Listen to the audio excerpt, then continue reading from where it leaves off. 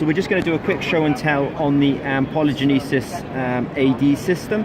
So this is really for anyone who's doing, I would say, biosensor, medical diagnostics, food and agriculture, environmental testing, development. I'm just going to be a bit cheeky and sort of talk you through this a little bit. So we have a, let's say we have the chassis here, and it's actually connected to the, say, the laptop. But what's cool is it's actually using the laptop as its power supply, so it's extremely low power. You can see there's not much of a power source going on here. It's just the Microsoft tablet itself.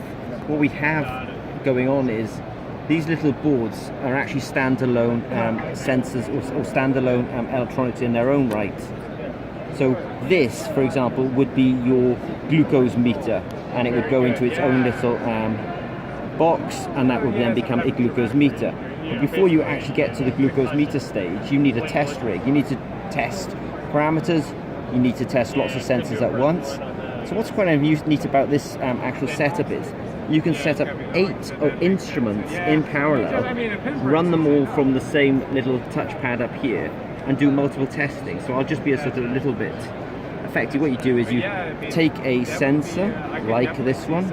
I'll slot it in there. It's detected it. It's all very smart. It knows that the board's in there. It knows that the sensor's in there. Somebody just comes along. They take a bit of, let's say, a calibration solution. It's a capillary fill sensor, so the sensor fills, and then this assay will actually run, and then they'll get some form of amperometric data in this particular example. So if you're doing a point of care, near field or wearable type development, then this will allow you to test up to 8 sensors in parallel. And the sneaky bit is you're actually testing your final product, because each of these boards can then be removed, put into a case, and becomes your first product to the market. So this is from Polygenesis. It's available from Zimmer and Peacock. So if you have any interest, contact us.